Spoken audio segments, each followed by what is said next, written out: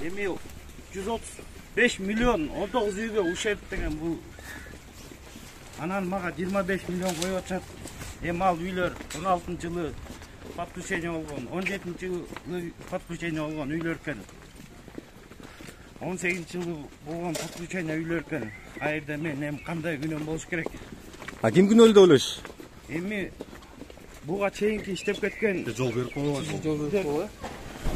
Анан ошол жетекчи эмнеге отурат ал жерде? Эмнеге алып атат?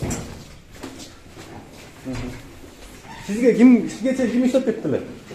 Мага чейин эми Марат мырза, сен жакшы билесиң.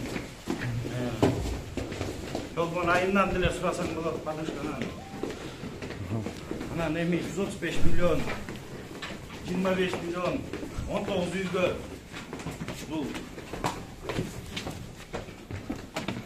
Бул иште саясат бар дейсизби, жокпу дейсизби? Эми аны акама дагы бир айкеме айтканда бул жарым жылдан бери болуп аткан иш болчу.